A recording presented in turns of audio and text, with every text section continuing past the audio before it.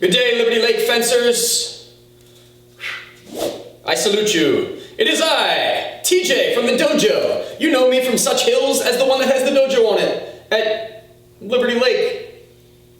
But I miss fencing with all you guys, and I can't wait till this summer. So if you guys have never done fencing before, this is our practice fencing foils we use at Liberty Lake. So I'm going to talk to you guys real quick about a couple of very basic things for fencing, and I'm going to tell you a way that you can practice at home, okay? All right, so when you guys are fencing, you want to keep your foil in your lead hand, okay?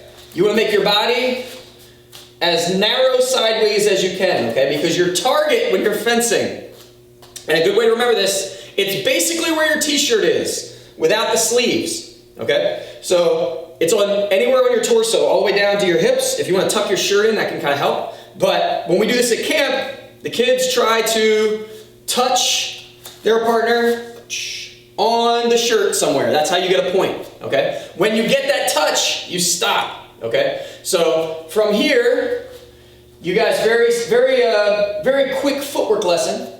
I can advance, I can retreat. I can advance, I can retreat. And then you can also, when you attack, you can lunge, okay? So you're really reaching out distance, trying to tag your partner. When your partner tries to tag you, I want to parry, okay? But you don't want to do big swings when you parry. Your parry is very small movement, and I'm going to parry with what we call the fort of our blade. This is the strong part of our blade, okay? So I push, but you notice I can keep that tip towards you, so I can counterattack when I come back, okay? So when you're fencing, it's basically a game of tag with this foil. You're trying to touch your partner's target, they're trying to touch yours, and when they come at you, you use your defense, and then you come back, okay? Now, you probably don't have a practice foil at home, like we are graced with by the grace of Andy and Brandy at Liberty Lake. These are awesome, actually. But there is a very simple tool you can use to practice your fencing very safely, and it allows you to have a nice game you can do with your kids and your parents at home, and take out some of those frustrations of being cooped up together. Try to tag them in their target. And I'm going to show you, dun dun dun, whoosh, the very safe fencing foil that you can use.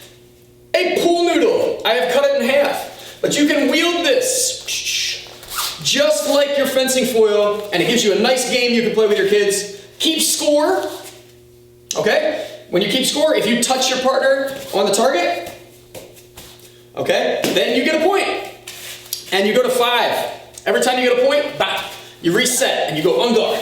Make sure also that you salute your partner when you start. It's very important. Also, honesty and integrity are crazy important in fencing. Integrity being one of our start points. So if your partner does a nice lunge and they tag you, all right, it is your job to let them know and say, nice job. Let them know they got a point, okay? And then they should do the same thing for you, all right?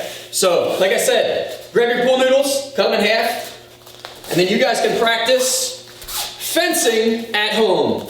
I'm TJ Miller, and here's been a little thing you guys can practice while you guys are home and we are missing each other. Everybody have a safe day, wash your hands, keep your social distance, and stay safe.